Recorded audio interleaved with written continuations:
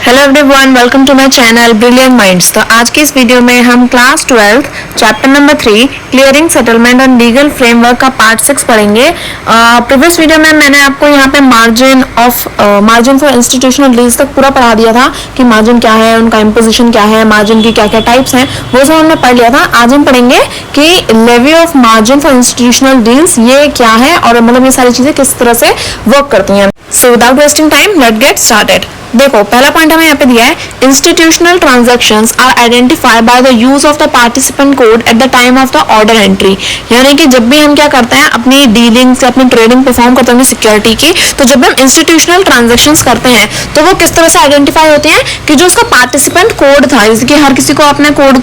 जो भी सिक्योरिटीज हैं सभी कोड मिले होते हैं, तो इसी तरह से जो हमारी इंस्टीट्यूशनल ट्रांजैक्शन होती है उनके भी पार्टिसिपेंट्स के बाद कोड होते हैं, तो वो उनके थ्रू हम क्या कर लेते हैं, पता लगा लेते हैं कि हमारी जो ट्रेडिंग है वो एक इंस्टीट्यूशनल ट्रांजैक्शन है। सेकंड दिया है, transaction entered into on behalf of custodial participant that is carrying custodial participant code is considered as institutional deals unless not confirmed by the respective custodians, in which case the transaction are considered as a normal transaction and all applicable margins are left on the members. यानी कि जब क्या होता है, हमारी transaction हमने enter करी behalf of custodial participants, यानी कि जो हमारे कस्टोडियंस हैं उनके जो भी पार्टिसिपेंट हैं उनके बिहाफ पर हमने अगर अपनी ट्रांजैक्शन परफॉर्म करी है तो क्या होगा, हमारे पास क्योंकि हमने उनके बिहाफ पे करी है, यानी कि हमने काम तो उन्हीं का किया है, बस हमने कर दिया, तो क्या होगा यहाँ पे हमारे पास एक कस्टोडियल पार्टिसिपेंट कोड हमारे पास होना चाहिए। पर अगर ऐसा क्या होता है कि जब हमने इंस्टीट्यूशनल डीलिंग करी और हमारे पास वो कंफर्म नहीं हुआ कि ये कस्टोडियन पार्टिसिपेंट कोड है या नहीं, तो क्या होगा, फिर उस ट्रेडिंग को, उस जो भी हमने ट्रांजेक्शन करी है उसको हम क्या करेंगे, एक नॉर्मल ट्रांजेक्शन ही कंसीडर करेंगे, उसे हमें कस्टोडियल ट्रांजेक्शन नहीं परफॉर्म कर, मतलब ऐसा नहीं कह सकते कि वो कस्टोडियन पार्टिसिपेंट ने वो ट्रांजेक्शन परफॉर्म करी है, तो वो क्या हो जाएगी, एक नॉर्मल, एक जैसा एक नॉर्मल जो हम ट्रेडिंग करना है उसी की तरह ये एप्लीकेबल होगी, और जो भी मेंबर्स पे नॉर्मल टैक्सेस लगते हैं उसी तरह से इस पे भी लग जाएंगे। थर्ड क्या है, members may also enter INST code in the custodial participant code at the time of entering orders on behalf of the institutional deals। देखो, जब भी हम ट्रेडिंग कर रहे हैं, यानी जो मेंबर ट्रेडिंग कर रहा है तो वो क्या कर रहा है, जब वो कस्टोडियल पार्टिसिपेंट के लिए ट्रेडिंग परफॉर्म कर रहा है तो वो क्या कर सकता है, उसके पास जो INST कोड है वो उसे वहां पे एंटर कर सकता है, ताकि क्या हो, ये पता चल सके कि इंस्टीट्यूशनल क्लाइंट्स के बिहाफ पर ये जो मेंबर है वो ये ट्रेडिंग कर रहा है। अब देखो, फोर्थ दिया इसमें, members are required to allocate the INST trades only to the above categories. Fourth में हमें क्या समझाया कि ये जो हमें INST कोड है ना, ये ऐसे मुंह उठा के हम किसी भी राह चलते इंसान को नहीं दे देते। ये जो भी हमने अभी ऊपर पॉइंट्स कंसीडर किए ना, तो सिर्फ इन्हीं मेंबर्स को, जो ऊपर वाली कैटेगरीज हैं, सिर्फ इन्हीं लोगों को क्या होता है, INST कोड जो है वो हम एलोकेट करते हैं। फिफ्थ पार्ट दिया है हमें, in respect of institutional transaction confirmed by the custodians the margins are levied on the custodians. देखो, जब हम क्या करते हैं, इंस्टीट्यूशनल ट्रांजेक्शन जब हमारी कंफर्म हो जाती हैं कि एक कस्टोडियन ने क्या कर दिया, कंफर्म कर दिया कि ये जो ट्रांजेक्शन परफॉर्म हुई है ये इंस्टीट्यूशनल ट्रांजेक्शंस हैं, तो क्या होता है, तब कस्टोडियन क्या करता है, उन पे जो इंस्टीट्यूशनल ट्रांजेक्शंस हैं उन पे लगने वाले जो भी टैक्सेस हैं, उन पे लगने वाले जो भी लीव्ड है, वो उन्हें क्या करता है, उनकी मार्जिन पे इम्पोज कर देता है। इसका हमें सिक्स्थ पार्ट दिया है, इन respect of institutional transaction rejected not accepted by the custodians the margins is lived on the member who have executed the transaction. पर अगर क्या हो, जैसे पहले तो हमने कंफर्म कर दिया कि इंस्टीट्यूशनल ट्रांजेक्शन है, तो कस्टोडियन ने उस इंस्टीट्यूशन पे क्या कर दिया, जो भी टैक्सेस थे वो लगा दिए। पर अगर क्या हो जाए, इंस्टीट्यूशनल ट्रांजेक्शन हमारी रिजेक्ट होता है या फिर वो एक्सेप्ट ही ना हो, तो जो हमारा कॉन्स्टिट्यूशन नहीं, कस्टोडियन, जो हमारा कस्टोडियन है वो क्या करेगा, जिस मेंबर ने वो ट्रांजेक्शन परफॉर्म करी है वो उस मेंबर के ऊपर जो भी मार्जिन, जो भी उसका लिव्ड बनता है वो उस पर इम्पोज करेगा, यानी जो भी फिर उसका टैक्स बनता है वो उस पर इम्पोज कर देगा। इसका लास्ट पॉइंट में दिया है, the margin are computed and levied at a client custodial participant code level in respect of institutional transaction and collected from the custodian members। यानी कि जो भी मार्जिन यहाँ पे इम्पोज करते हैं हमारे मेंबर्स पर, इंस्टीट्यूशनल ट्रांजेक्शन परफॉर्म करने वाले लोगों पर, है ना, तो वो किस तरह से कंप्यूट हो जाती है, वो इस तरह से हम लगाते हैं कि जो भी इंस्टीट्यूशनल ट्रांजेक्शन है वो किस लेवल की हुई है, किस तरीके से हुई है, तो उसके बेसिस पे क्या होता है, हमारी सारी मार्जिन इम्पोज करी जाती है। अब देखो यहाँ पे नेक्स्ट टॉपिक दिया है, रिटेल प्रोफेशनल क्लियरिंग मेंबर। तो अब ये रिटेल प्रोफेशनल क्लियरिंग मेंबर क्या है, in case of transactions which are to be settled by retail professional clearing member, PCM, all the trades which PCM code are included in the trading member's position till it is confirmed by the PCM. Margin are collected from respective trading member until confirmation of trades by PCM. On confirmation of trades by PCM, such trades are reduced from the position of trading member and included in the position of PCM. The PCM is then liable to pay margin on the same. तो retail professional clearing member में यहाँ पे क्या बोला है कि देखो अभी ये PCM का मतलब हमारा प्रोफेशनल क्लियरिंग मेंबर, और इसकी पूरी फुल फॉर्म आप रिटेल प्रोफेशनल क्लियरिंग मेंबर ही लगाओगे तो PCM देख के साइंस वाले बच्चे थोड़ा सा खुश हो जाते हैं, फिजिक्स केमिस्ट्री मैथ। देखो यहाँ पे क्या दिया है, जब हमारा क्या होगा ट्रांजैक्शन हम परफॉर्म करेंगे थ्रू जो कि सेटल किसके थ्रू होंगे, PCM के थ्रू, यानी कि रिटेल प्रोफेशनल क्लियरिंग मेंबर जब इन ट्रांजैक्शन को कंफर्म करते हैं तो यहाँ पे जितने भी ट्रांजैक्शन है यानी कि जो भी हम ट्रेडिंग परफॉर्म कर रहे हैं तो वो सारे हम क्या करते हैं कंफर्म किससे करवाते हैं, अपने PCM से। तो जब तक वो क्या है PCM से कंफर्म नहीं हुई है तो वो सारी जो हमारी ट्रेडिंग्स हैं, जो सारे हमारे ट्रांजेक्शन हैं वो क्या रहेंगे, हमारे ट्रेडिंग मेंबर की पोजीशन में रहेंगे और वो कंफर्म कर देगा PCM। तो क्या होगा, margin are collected from respective trading members until confirmation of trades by PCM, यानी कि जब तक हमारी जो ट्रांजेक्शंस हैं वो PCM कंफर्म नहीं कर देता तो जब तक क्या होती है हमारी मार्जिन जो है हमारे ट्रेडिंग मेंबर से वो कलेक्ट की जाती हैं, है ना। और कंफर्मेशन के बाद क्या होगा, कंफर्मेशन, एक मिनट, हाँ, तो on confirmation of trades by PCM, यानी कि अगर जब हमारे PCM ने कंफर्मेशन दे दी तो क्या होगा, जो भी हमारी ट्रांजैक्शंस हैं trades are reduced from the position of, यानी कि जो भी हमारी ट्रेड्स हैं वो ट्रेडिंग मेंबर की पोजीशन से रिड्यूस होकर क्या होती हैं PCM की पोजीशन में आ जाती हैं और PCM is then liable to pay margin on the same, यानी कि पहले क्या कर रहा था, जो मेंबर्स थे जब तक कंफर्म नहीं होता तो मेंबर्स मार्जिन को पे करेंगे, बट जब कंफर्म हो गया तो अब PCM जो है वो लायबल है कि वो हमारी मार्जिन को पे करेगा। अब देखो यहाँ पे ये है कैपिंग ऑफ मार्जिन। तो कैपिंग ऑफ मार्जिन क्या होता है, in case of a buy transaction the VaR margin, extreme loss margin and mark to market losses together should not exceed the purchase value of the transaction. In case of a sell transaction the VaR margin and extreme loss margin together should not exceed the sale value of the transaction and mark to market losses should be lid। यानी कि capping of margin का मतलब क्या, देखो capping of margin का मतलब यहाँ पे हमें दिया है कि जब भी हम क्या करना है, कोई भी ट्रांजेक्शन को बाय कर रहे हैं, यानी कि अगर हमारा बाय वाला केस है, ट्रांजेक्शन को बाय करने का केस है, तो जो हमारी वेयर मार्जिन है, एक्सट्रीम लॉस मार्जिन है और मार्क टू मार्केट लॉसेज है, ये हमने तीनों जो है कैटेगरी, हमने जो भी तीनों डिफरेंट टाइप्स हमने पहले ही पढ़ लिए थे, जिसने नहीं पढ़ा है वो प्रीवियस पार्ट देख सकते हैं। तो ये तीनों जो हमारी मार्जिन हैं अगर हम इन्हें ऐड भी कर दें तब भी क्या होगा, जो भी हमारा परचेज का जो भी वैल्यू है, यानी कि कोई सिक्योरिटी, कोई ट्रेड हम खरीदने वाले हैं तो अब उसमें जैसे कि मैंने कहा था ना कि जैसे वेयर हमारा मैक्सिमम लॉस होता है, मैक्सिमम रिस्क होता है, यानी कि जो हमारा रिस्क पोर्टफोलियो में होता है, जो मैक्सिमम रिस्क है हमारा, तो यानी कि अगर हम सारे मार्जिन को ऐड भी कर दें तब भी हमारी परचेज वैल्यू से ज्यादा एक्सीड नहीं कर सकती इन तीनों की वैल्यू मिला करके। पर अगर हमारा क्या है, सेल ट्रांजेक्शन वाला केस है कि हम अपनी सिक्योरिटी को क्या कर रहे हैं, अपनी सिक्योरिटीज को हम सेल कर रहे हैं,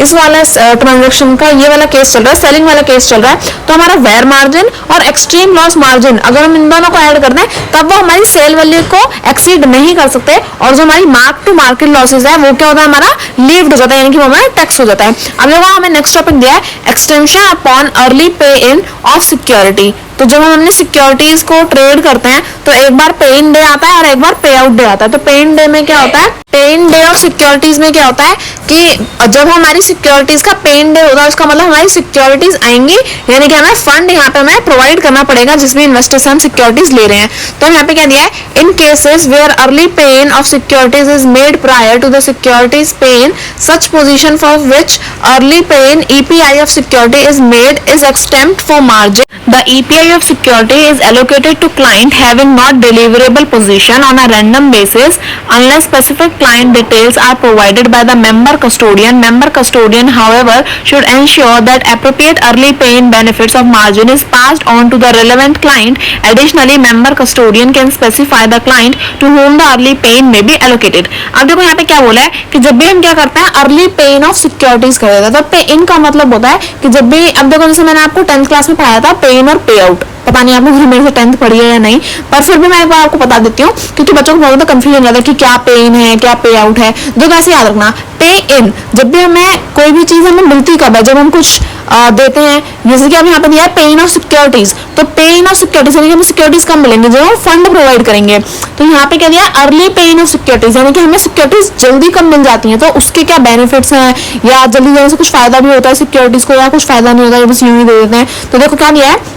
कि जब भी हमारा क्या होगा, early pay in of securities वाला केस होगा, जब भी हम इसे प्रायोरिटी देंगे तो क्या होगा, इस टाइम पे क्या होता है, जो हमारा ईपीआई है, यानी कि ये ईपीआई हमारा early pay in of securities ही है, तो तब क्या होता है, जब भी हमारा ईपीआई एलोकेट होता है हमारे क्लाइंट्स को, यानी कि जब हमारे क्लाइंट्स को हम बता देते हैं कि उनको सिक्योरिटीज थोड़ा टाइम से पहले मिल जाएंगी, जल्दी मिल जाएंगी, तो क्या होता है कि ऐसा काम करते क्यों है कि हमें इतनी सिक्योरिटी इतनी जल्दी देनी क्यों है, ये तो हम तब करते हैं कि जब क्या हो, allocated to client have a not deliverable position, यानी कि जब हमें ऐसा लगे कि अगर हम बहुत ज्यादा लेट करेंगे या थोड़ा लेट करते हैं तो हमारे क्या होगा, शायद हम अपनी सिक्योरिटीज को डिलीवर ना कर पाए, तो इसलिए हम क्या करते हैं, थोड़ा सा पहले ही सिक्योरिटीज को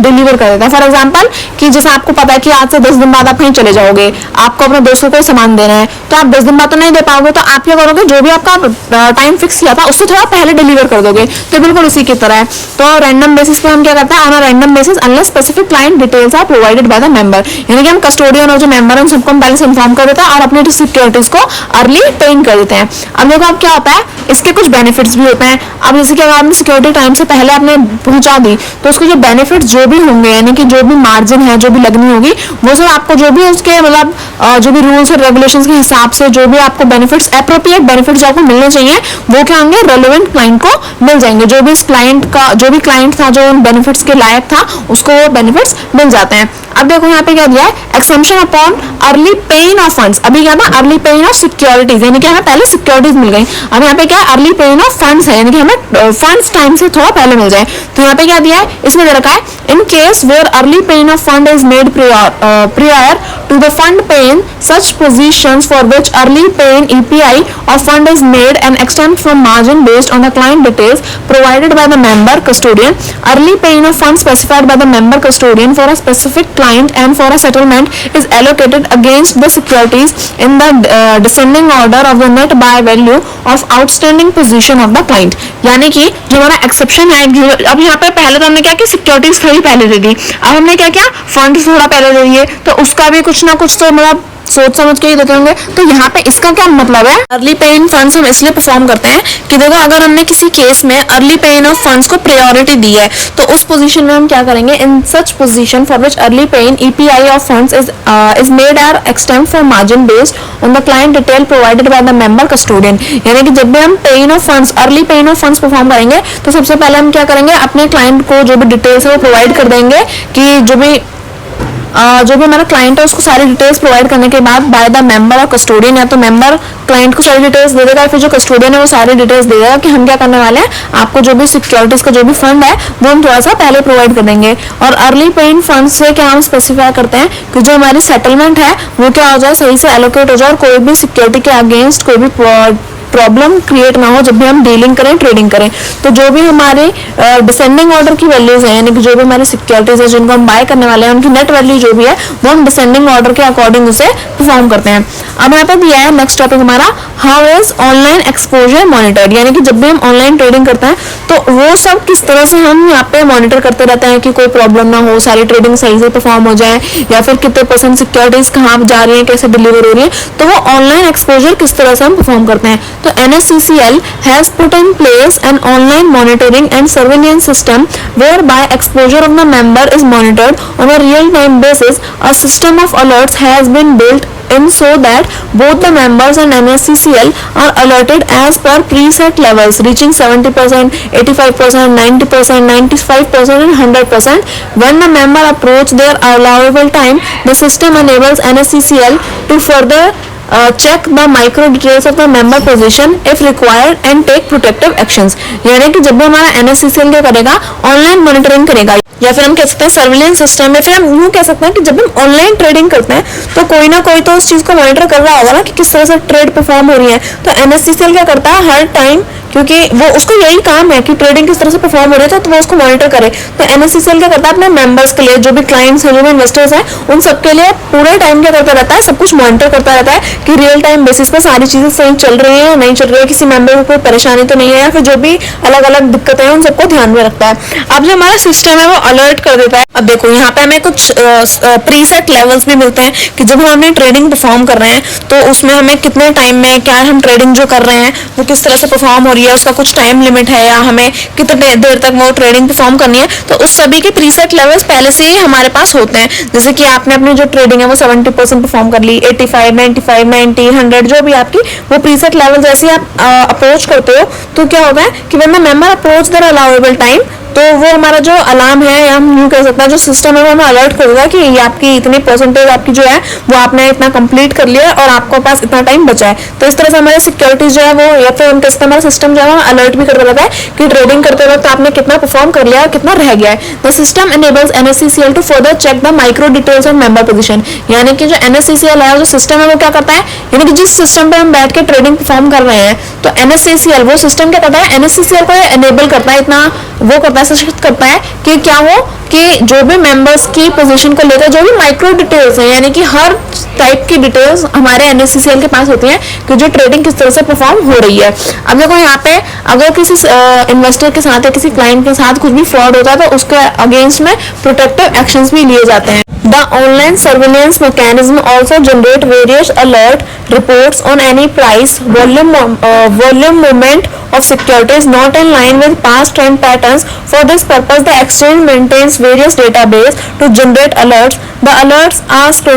scrutinized and if necessary take up for follow-up actions. Open position of securities are also analyzed. Beside this, rumor in the print media are tackled and where they are price sensitive, companies are contacted for verification. Replies received are informed to the member and the public. यानी कि जब भी हम क्या करते हैं online surveillance mechanism का use करते हैं, यानी कि हम ऑनलाइन ट्रेडिंग परफॉर्म करते हैं, तो जो भी हमारी प्राइस है, सिक्योरिटीज का जो वॉल्यूम, जो मूवमेंट सिक्योरिटीज में चल रही है कि किस तरह से ट्रेडिंग हो रही है, लॉस है, प्रॉफिट है, या फिर हमारी सिक्योरिटीज बहुत अच्छे से चल रही है, ट्रेडिंग बहुत अच्छे से परफॉर्म हो रही है, फिर मार्केट में डाउनफॉल है, तो इस तरह के जितने भी पास्ट ट्रेंड, जितने भी पास्ट पैटर्न्स होता है उन सभी को हम क्या करते हैं एनालाइज करते रहते हैं। और इस पर्पज के लिए क्या होता है, जो भी हमारा डेटाबेस है वो हमें हमेशा एक अलर्ट जनरेट करता रहता है। यानी कि अगर हम देखें तो हमारे पास हमेशा ट्रेडिंग करने के लिए क्या रहता है, पुराना डेटा हमारे पास, पैटर्न्स जितने भी पुराने ट्रेंड्स है वो सभी हमारे पास अवेलेबल रहते हैं हमारे एनालिसिस में। तो alerts are scrutinized and if necessary take a follow up actions. यानी कि अगर क्या होता है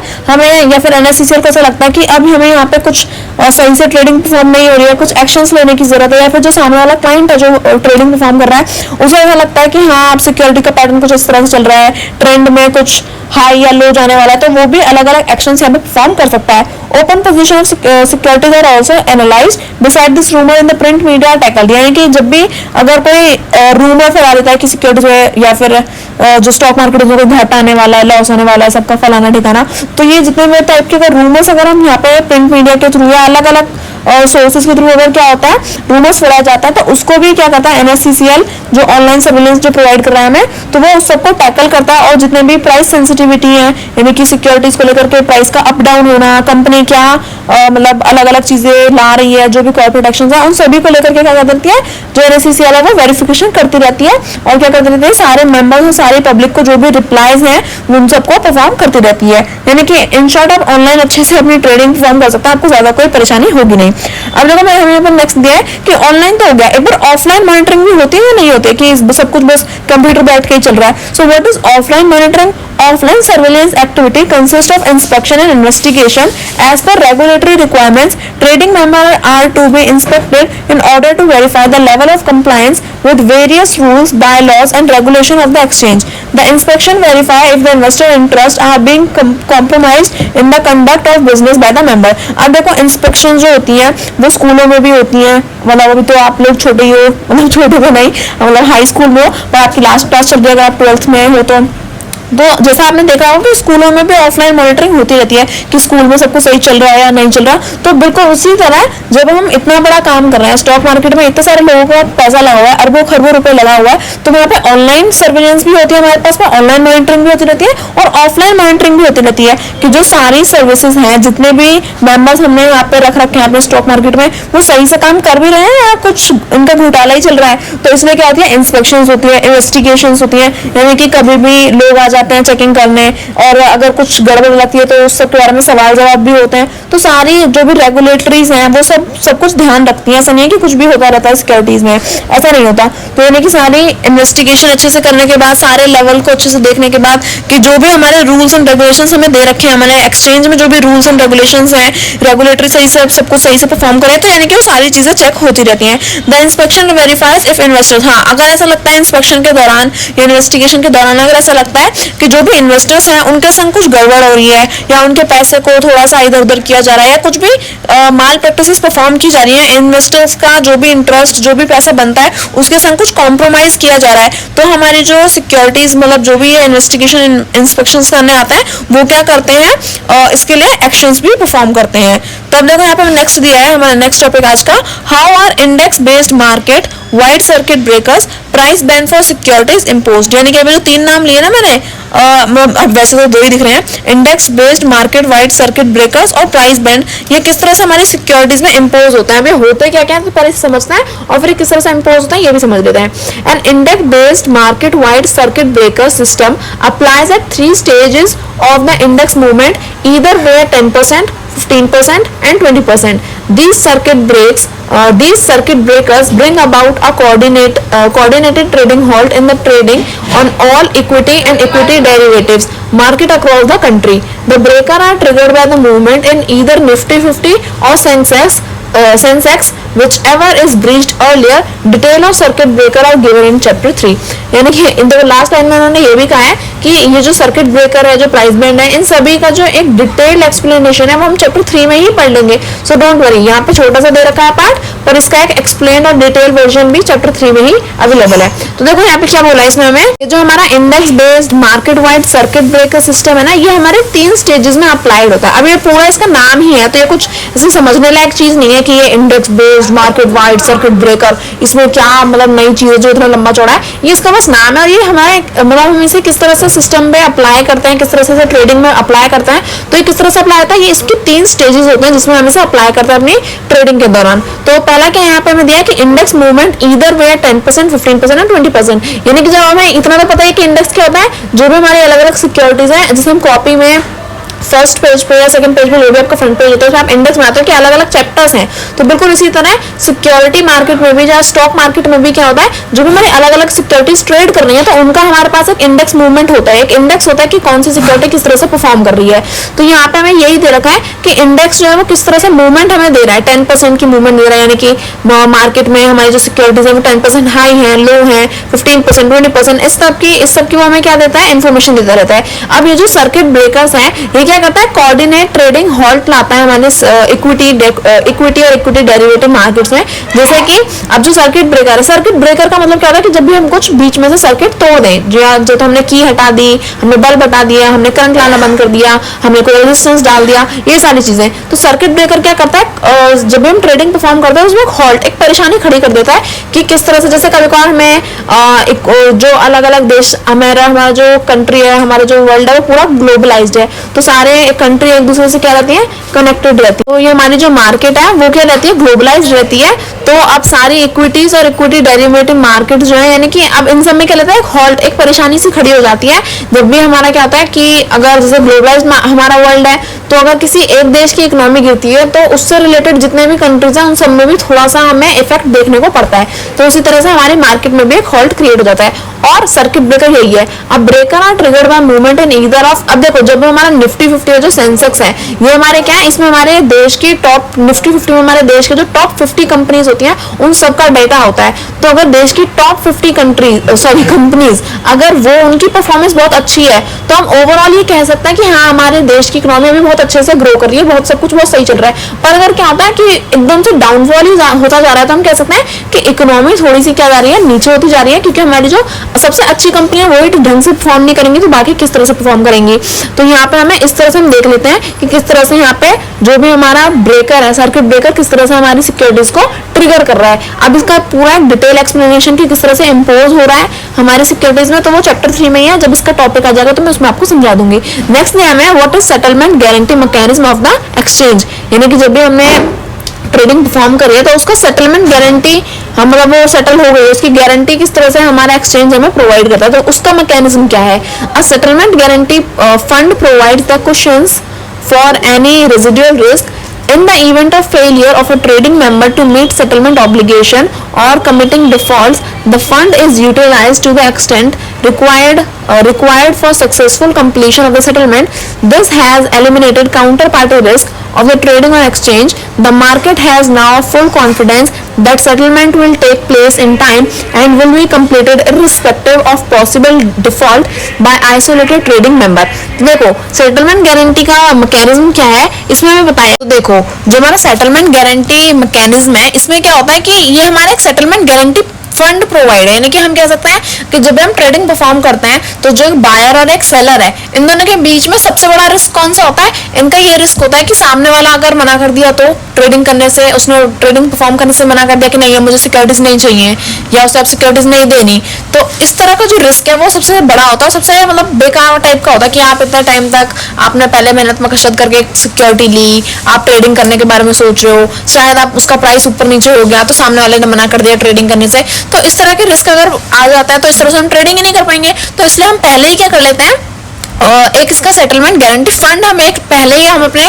इन्वेस्टर से ले लेते हैं, यानी कि अगर कोई सिक्योरिटीज अब यहाँ पे हमें डीलिंग करनी है तो हम पहले ही एक जैसे एडवांस ले लेते हैं ना, हम ट्यूशन पढ़ाने से पहले, जैसे हम ट्यूशन पढ़ा रहे हैं और 1 महीने का एडवांस हमने बच्चे से पहले ले लिया, तो फिर क्या होता है अब वो बच्चा आए या ना आए उस बात से ज्यादा टीचर को फर्क नहीं पड़ता। क्यों? क्योंकि उसका एडवांस आ चुका है, उसकी फीस आ चुकी है, तो अब टीचर को ये डर नहीं है कि ये बच्चा 1 महीना कंप्लीट करने के बाद अगर इस बच्चे ने मेरी फीस नहीं दी तो ऐसा कोई डर नहीं रहता। तो बिल्कुल इसी तरह जो हमारा सेटलमेंट गारंटी फंड है इसमें क्या होता है कि हमारे पास फंड तो पहले ही आ गया, तो यानी कि अब अगर उसने सिक्योरिटी डील नहीं करी तो हमारे पास फंड पहले से ही प्रोवाइडेड है, तो हम क्या कर सकते हैं, फिर हमारा पूरा का पूरा यहाँ पे वो जो रिस्क है, जो रेजिडुअल रिस्क है वो खत्म हो जाता है, क्योंकि अब हम कह सकते हैं कि हमारे पास पूरा एक हम अश्योर है पूरी तरह से कि जो हमारी सेटलमेंट है वो तो परफॉर्म होके ही रहेगी, ट्रेडिंग यहाँ पे हमारी कंप्लीट होके ही रहेगी, क्योंकि जो हमारा काउंटर पार्टी रिस्क है वो पूरी तरह से एलिमिनेट हो चुका है और हमारे पास फुल कॉन्फिडेंस है कि अब ये जो हमारी सिक्योरिटी है जो हम ट्रेडिंग करने वाला है ये विदाउट एनी डिफॉल्ट ये यहाँ पे परफॉर्म हो जाएगी। The settlement guarantee fund is an important element in facilitating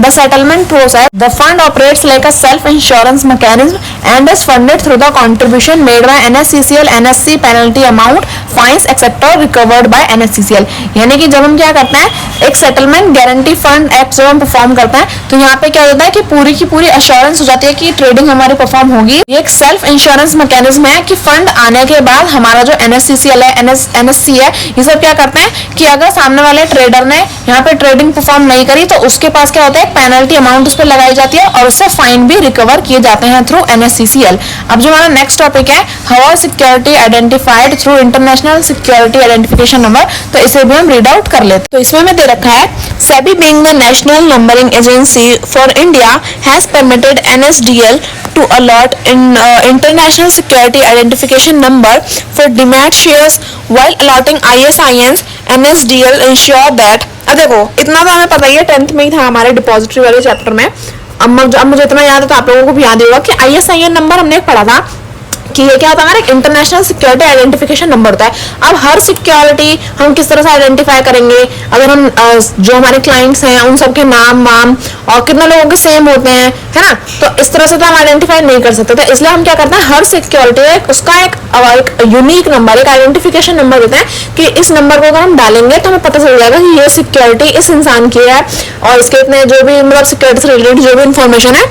वो इस एक पर्टिकुलर नंबर से हमें सारे मिल जाते हैं। तो जितने भी हमारे डिमैट शेयर्स हैं, यानी कि जो भी हमारे डिमैट अकाउंट्स में हमारे जितने भी share, security, equity, debenture, bond जो भी हमारा है, तो वो सब के पास क्या होता है, उसका एक यूनिक आइडेंटिफिकेशन नंबर होता है। तो अब वो किस तरह से अलॉट किया जाता है तो देख लेते हैं। पहला में दिया है The ISIN allotted by NSDL does not at any point of time breach the uniqueness of ISIN of physical form of for the same security। यानी कि जो हमारा पहला पॉइंट में क्या समझाया कि NSDL ने जो हमें एक आइडेंटिफिकेशन नंबर, एक यूनिक आइडेंटिफिकेशन नंबर हमें अलॉट किया है, तो वो क्या होता है, ऐसा नहीं होता कि अगर वो एक इलेक्ट्रॉनिक फॉर्म में है तो उसका नंबर कुछ और है, या फिर अगर वो फिजिकल फॉर्म में है तो उसका नंबर कुछ और है। अगर हमें जो इलेक्ट्रॉनिक फॉर्म की सिक्योरिटी है उसे डीमेटेरियलाइज करा ले, यानी उसे एक फिजिकल फॉर्म में करा ले, तब भी उसका जो नंबर है वो क्या रहता है, सेम ही रहता है। तो ISIN जो हमें नंबर अलॉट होता है, यानी कि जो आइडेंटिफिकेशन नंबर अलॉट होता है, वो क्या रहता है, बहुत ज्यादा यूनिक, यानी कि अगर हमें वो अलॉट हो गया तो वो किसी और के पास नहीं होगा। तो वो यूनिक नंबर हमें क्या रहता है, फिजिकल फॉर्म में अलॉट हो या इलेक्ट्रॉनिक फॉर्म में हमारे पास सेम ही रहेगा। सेकंड दिया है ISIN for a security allotted only when the security is admitted to NSDL और on receipt for request for ISIN for CDSL। यानी कि अब ISIN किसी को भी नहीं मिल जाता, यानी कि आइडेंटिफिकेशन नंबर ऐसे ही हम किसी को भी नहीं देते। ये किसको अलॉट होता है, सिर्फ उन्हीं सिक्योरिटी को अलॉट होता है जो कि क्या है, NSDL ने हमें अप्रूव कर रखे हैं कि हाँ आप इन सिक्योरिटीज को जो आइडेंटिफिकेशन नंबर है वो अलॉट कर दो। या फिर हमारे पास क्या हो, CDSL की, ये जो है दो डिपॉजिटरी है ना, उन दोनों में से किसी एक की भी अगर हमें अलाउंस है, किसी की भी हमें परमिशन है, तो हम क्या करेंगे, ISIN हमें मिल जाएगा। थर्ड दिया है the numbering system is simple. अब ऐसा नहीं होता कि जो नंबर सिस्टम आपको देंगे, जो भी नंबर होगा वो बहुत ज्यादा कॉम्प्लेक्स होगा, उसमें रूट, ई की वैल्यू, फलाना ठिकाना सब कुछ उसमें घुसा देंगे, नहीं। जो नंबर सिस्टम होता है वो काफी ज्यादा सिंपल सा होता है, शायद आपको आगे यहाँ पे दे भी रखा है। तो देखो अब इसका लास्ट पॉइंट दिया है the numbering system of ISIN is in compliance with the structure of ISIN adopted by SEBI. अब ये नंबर ऐसे ही अपनी मर्जी से नहीं दे देते, ये नंबर हमें सिर्फ उसी तरीके से दिए जाते हैं जिस तरह से उसका स्ट्रक्चर सेबी ने हमें अलॉट किया हुआ है। जैसे हम लेटर्स लिखते हैं, उसका भी फॉर्मेट हमें CBSE अलॉट करके देती है कि सारी लाइन एकदम स्ट्रेट फॉर्म में लिखनी है, या फिर कुछ चीजें हमें लेफ्ट में लिखनी है, कुछ चीजें राइट में लिखनी है, तो उसका फॉर्मेट होता है। बिल्कुल उसी तरह जो ISIN नंबर हमें प्रोवाइड करेगी, उसका फॉर्मेट भी, उसका स्ट्रक्चर भी हमें पहले से ही सेबी ने जो अडॉप्ट करने के लिए दिया है, हम वही नंबर लेंगे। अब इसमें दिया है नंबर सिस्टम ऑफ ISIN। वो नंबर सिस्टम होता क्या है, तो इसे देख लेते हैं। इसमें NSDL क्या करते हैं, 12 डिजिट के अल्फा न्यूमेरिक स्ट्रिंग हमें देती है। अल्फा न्यूमेरिक यानी कि उसमें अल्फाबेट्स भी होंगे और कुछ नंबर भी होंगे। तो यहाँ पे हमें देखो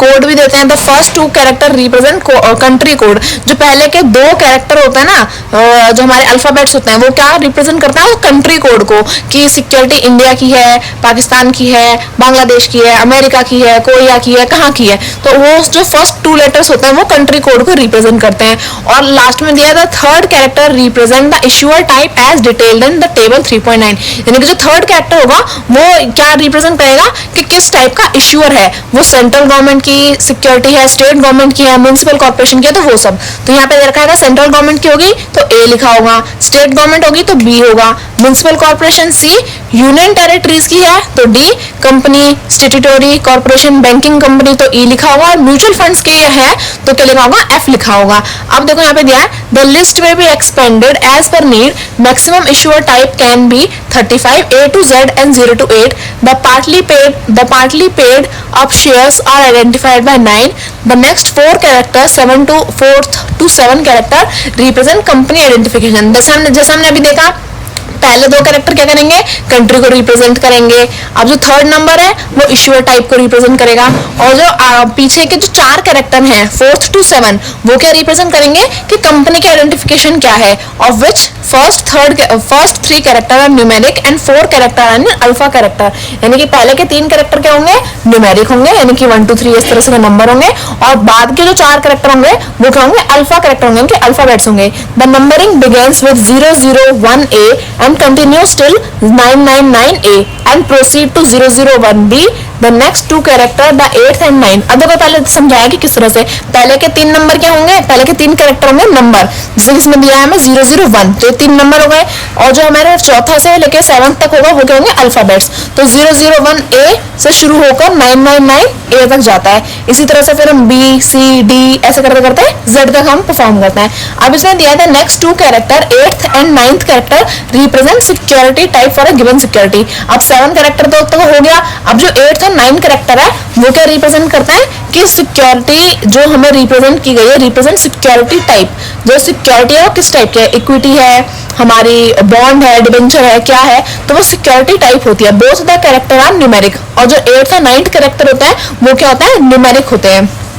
The next two character, 10th and 11th character are serially issued for each security of the issuer entering the system. Last digit is check digit. The security type are planned which may be expanded as per the needs and detail table. अब देखो हमें जो table दिए यहाँ पे दे रखा है कि लास्ट डिजिट में क्या होता है, हमारे पास जो कोड है कि वो इक्विटी शेयर है, म्यूचुअल फंड है, कन्वर्टेबल प्रेफरेंस, जो लास्ट में होता है उसके पास हमें लास्ट में कोड दे रखा होता है कि सिक्योरिटी टाइप किस तरह का है। तो आई होप आपको समझ में आएगा कि पूरा एक आइडेंटिफिकेशन नंबर होता कैसा है। और अगर आपको चेक करना है कि पूरा एक आइडेंटिफिकेशन कंप्लीट आइडेंटिफिकेशन नंबर दिखता कैसा है, तो आप ऑनलाइन सर्च भी कर सकते हो कि एक कंप्लीट आइडेंटिफिकेशन नंबर होता कैसा है। तो आपको पूरा एक कैरेक्टर मतलब पूरा एक आइडेंटिफिकेशन नंबर आपको शो करके दे देंगे। अब देखो यहाँ पे मैं नेक्स्ट क्या दिया, यहाँ पे ये रहा, यहाँ पे मैं दिया what are SEBI intermediaries regulation 2008। अब देखो ये यहाँ पे थोड़ी सी इन्फॉर्मेशन है, एक्स्ट्रा नॉलेज है। अगर आपके पास पूरा टाइम है, आप आराम से पढ़ते हो, ऐसा नहीं है कि लास्ट में पढ़ रहे हो बिल्कुल सबको, तो आप इसे भी रीड आउट कर सकते हो।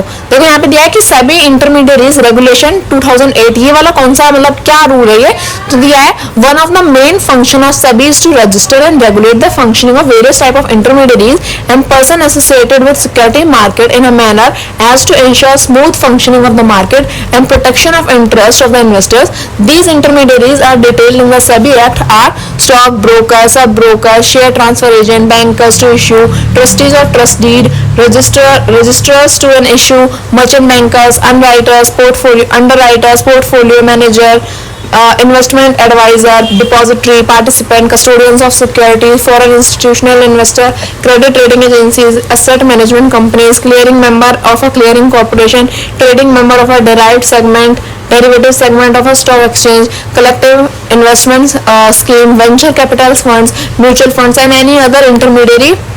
Associated with the security market. अब इतने सारे नाम मैंने पढ़ते दिए, इसका मतलब आप समझो। तो क्या बोला कि जो हमारा सेबी है उसका सबसे पहला और मेन फंक्शन क्या है कि वो क्या करे, जो भी उसके साथ में रजिस्टर्ड है सिक्योरिटीज, तो उन सभी को रेगुलेट करने का फंक्शन हमारे सेबी के पास नहीं होता है। तो सेबी के पास जितने भी इंटरमीडियरीज हैं, अभी जो मैंने इतने सारे नाम लिए हैं, ये हमारे सारे इंटरमीडियरीज हैं जो हमारे सिक्योर सेबी के लिए काम करते हैं। कि ये जो हमारे सब ब्रोकर ये क्या कर रहे हैं, ये बीच में बैठ के सिर्फ ऐसे ही तो नहीं बैठे ये,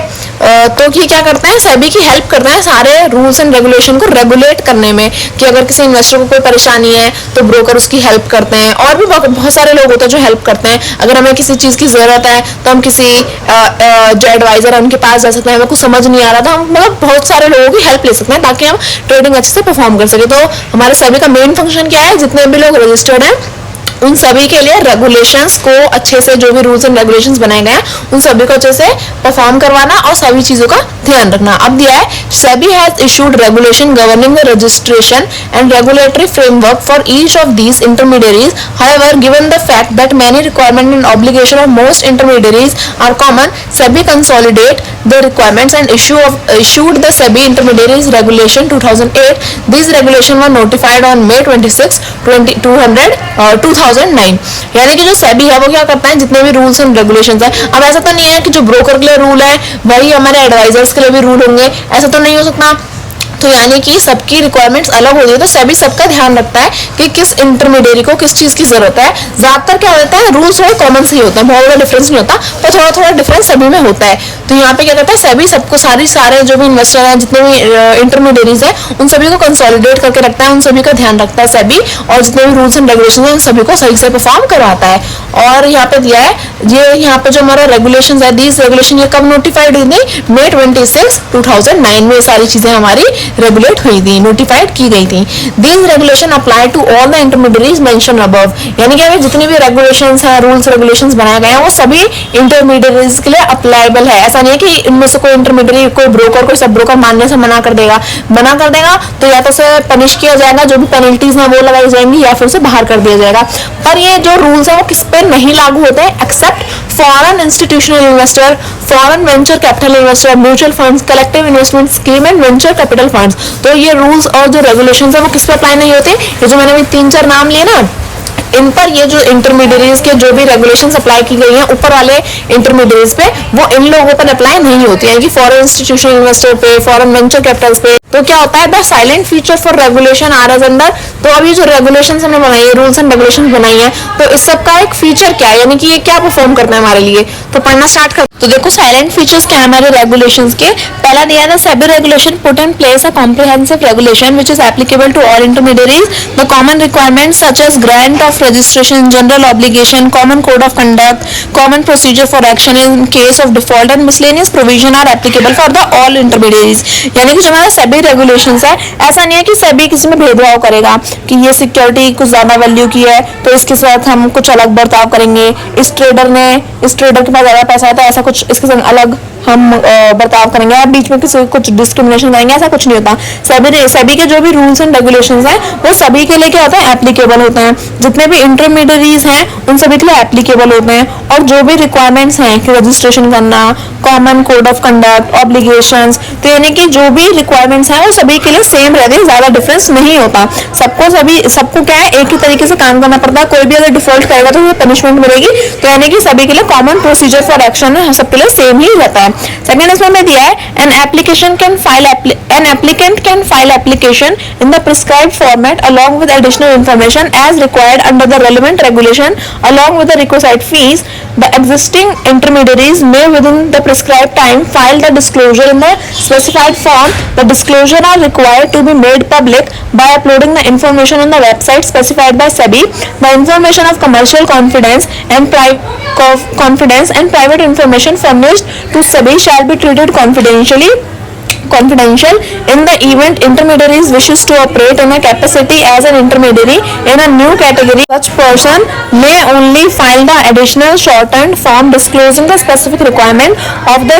new category as per the relevant regulations. अब देखो गाइस, मैं समझा रही हूँ, आप लोगों को पढ़ा रही हूँ, बट अगर थोड़ा सा बैकग्राउंड साउंड है, मुझे भी पता है कि वो आता रहता है, तो आप प्लीज थोड़ा सा कॉम्प्रोमाइज कर लेना, पढ़ाई पे थोड़ा ज्यादा फोकस करना, और जो थोड़ा बहुत नॉइज प्रोड्यूस हो रहा है तो उसके लिए सॉरी। पर ठीक है, हम अपनी पढ़ाई को कंटिन्यू करते हैं। देखो सेकंड पॉइंट में दिया है कि जो हमारे एप्लीकेशंस हैं, जो भी हमारा सेबी जो है वो प्रिस्क्राइब फॉर्मेट में जो भी हमारी इन्फॉर्मेशन रिक्वायर्ड होती है, कि जैसे अगर हमें क्या करना है, अगर एक एप्लीकेंट है जिसको कोई एप्लीकेशन फाइल करनी है, उसको किसी ने उसके साथ फ्रॉड कर दिया, या फिर उसको कुछ समझ नहीं आ रहा, उसको ऐसा लगता है कि जो उसने पैसा लगाया उस ब्रोकर या सब ब्रोकर के साथ मिलकर के उसने उसके साथ सही से उसके संग काम नहीं किया, तो जो भी उसकी दिक्कत है, तो एक एप्लीकेंट क्या कर सकता है, एप्लीकेशन फाइल कर सकता है। तो जो सेबी ने उसको वेबसाइट दे रखी है, उस पर जाकर वो क्या कर सकता है, अपनी जो भी दिक्कत है वो सारी डिस्क्लोज कर सकता है। तो अब यहाँ पे जब वो क्या करते हैं, जो भी, अब ऐसा नहीं है कि आपने ट्रेडिंग करी थी 1 साल पहले, अब 4 साल बीत गए हैं, उसके बाद आप जाके एक एप्लीकेशन दे रहे हो कि जी 4 साल पहले मेरे साथ ये गलत हुआ था जी, अब मेरे को उसका पैसा चाहिए। अरे मतलब अभी जब आप ट्रेडिंग कर रहे हो उसके दौरान जो आपके साथ गलत हुआ है, तो जो प्रिस्क्राइब टाइम है उसके अंदर ही आपको क्या करना पड़ता है, अपनी एप्लीकेशन देनी पड़ती है, अपने सारे जो भी आपके दिक्कत है वो आपको बतानी पड़ती है, जो भी उसकी फीस है वो आपको यहाँ पे पे करनी पड़ती है। तो जब आप अपनी दिक्कतें बताते हो, तो जो भी दिक्कत है, जो भी परेशानी है, जो भी कमर्शियल, अब जैसे आपने कोई परेशानी बता दी किस कंपनी से जी मेरे को ये दिक्कत है, तो आपकी बात सुनी गई, फिर जो सामने वाले जिसकी दिक्कत है उसकी बात भी सुनी गई। तो ऐसा नहीं है कि हमें जग में ढिंडोरा पीट देंगे हम इस बात का कि जी इस इन्वेस्टर को ये दिक्कत है, इस कंपनी को ये दिक्कत है, ऐसा नहीं है। तो वो जो सारी इन्फॉर्मेशन है, वो जितनी भी आपकी इन्फॉर्मेशन आपने प्रोवाइड करी है, वो सारी क्या रखी जाती है, कॉन्फिडेंशियल रखी जाती है, यानी कि वो सेबी बस अपने तक ही रखता है, जगत में ढिंडोरा पीटना नहीं घूमता, वो कॉन्फिडेंशियल रहते हैं, कि वो सिर्फ उन तक ही रहती है, ये बात ज्यादा लोगों से फैलती नहीं है। तो फिर वो आपके लिए जो भी